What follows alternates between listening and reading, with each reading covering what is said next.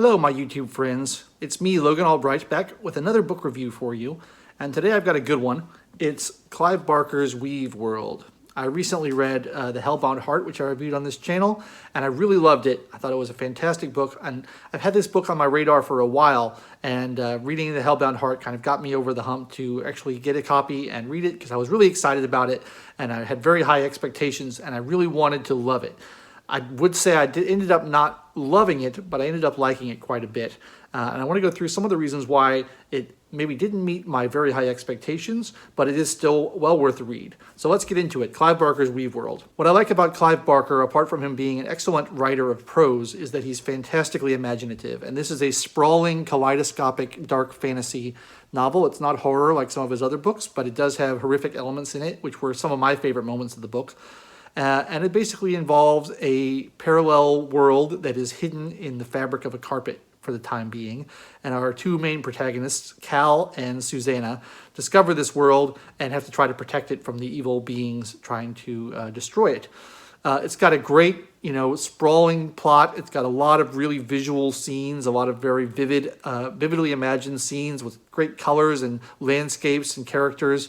It goes all over the place. And I think if it has a weakness, the real weakness is it's got too many ideas, because it's got so many different things to try to pack in there, so many vivid scenes. Once they get inside the carpet world, there's all these different locations and all these different characters, and it's a little bit hard to keep track of sometimes, and it's a little bit hard to know what's really going on, because he uses a lot of specialized terminology as well. He has all these words that he has particular specialized meanings for, things like the fugue, the weave, the gyre, the loom, the minstrum. There's all these different words, and like keeping track of all that I found a little bit challenging, and it jumps all over the place. There's lots of different plot threads. It's got the two main characters are separated for most of the book, so it kind of jumps back and forth between them, and I found it a little bit scattered, especially in the middle, which made it a little bit hard to follow and a little bit hard to kind of get a grip on the universe that he's creating, because it's so rich and varied and has so much going on.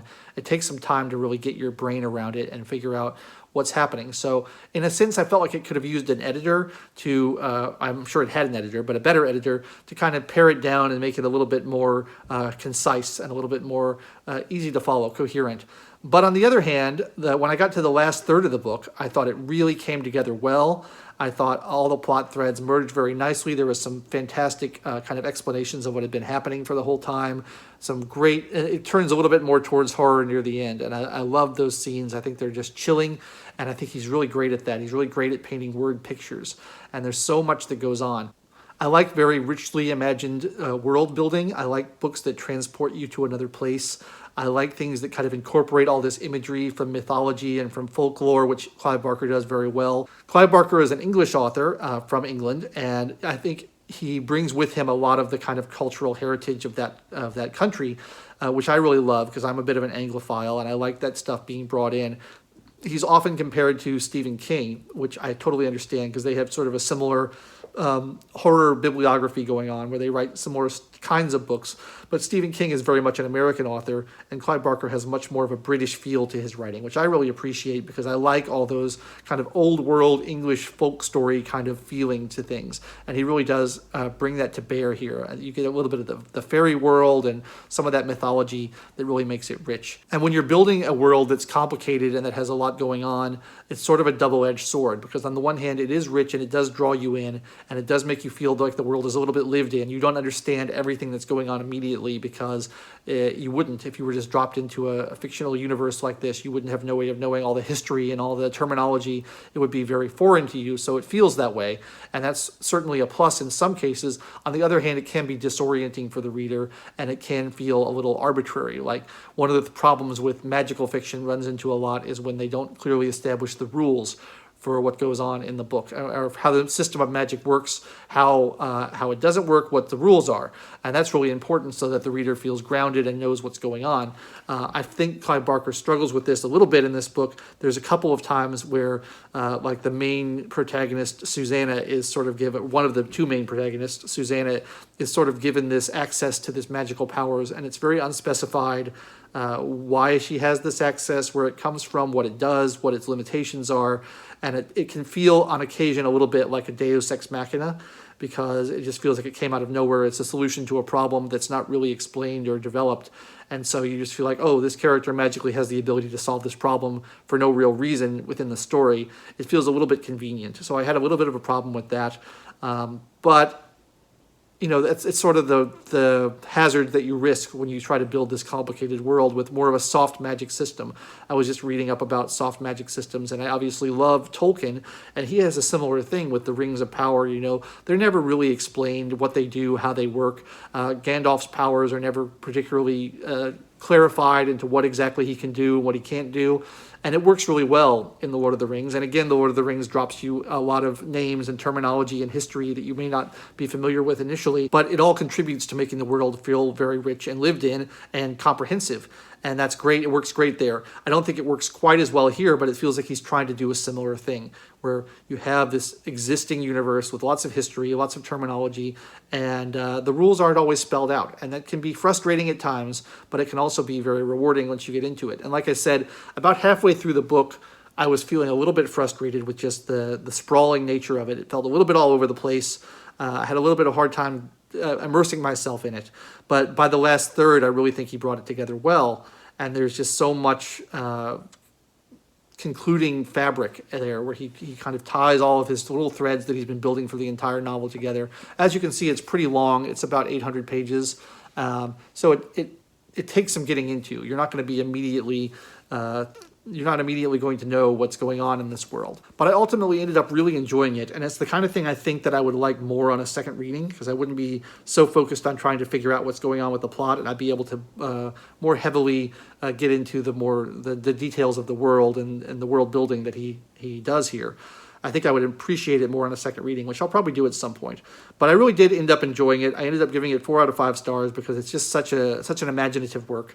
And I would call it probably a flawed masterpiece because it's not perfect. It's got some writing issues that I have with it, like I've explained, but it is a lot of fun. And there's just a lot to like there and a lot to appreciate once you get past that initial confusion about trying to figure out what's going on. And I'm really interested in delving into some more of Clive Barker's works. I particularly want to read some of his more horror stories, but he also has another fantasy series or several other fantasy series that are highly regarded by critics. So I think he's just a great writer of prose. I think his structure probably needs a little work on these longer works because The Hellbound Heart was very, very short and had a very simple structure. It was easy to wrap your head around.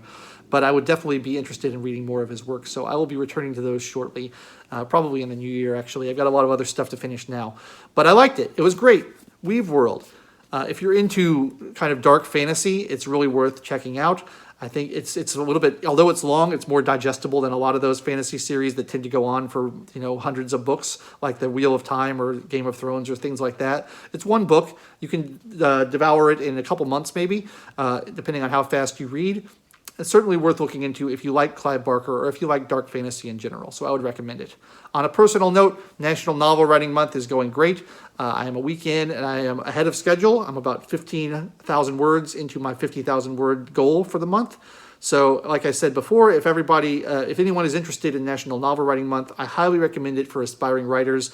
It's great to have a deadline and a goal that you can keep track of and make sure you're on track so that your work just doesn't languish and sit around unfinished forever, which tends to happen, especially with first-time novel writers. You really have to push yourself, and you can have a community there on the website to help you along, give you encouragement, help you over roadblocks, and get you to that ultimate word count. And it's just really satisfying to finish a writing project. So I recommend National Novel Writing Month. It's available at NaNoWriMo.org, National Novel Writing Month, NaNoWriMo.org. Go check it out. And if you're an aspiring writer, it's great. I've written it 12 years in a row now, completed novels, and I wouldn't be able to do it, I don't think, without that kind of those deadlines that it sets for you. It really helps you keep on schedule and on track. So there you go. I really liked Weaveworld. I'm going to be reading more Clive Barker in the future, and I hope you will respond in the comments and let me know what you thought of it or what you think of other Clive Barker books. Which one should I read next? Please let me know in the comments. Like and subscribe if you want to see more videos like this, and I will catch you next time. Thank you so much for watching. I really appreciate it.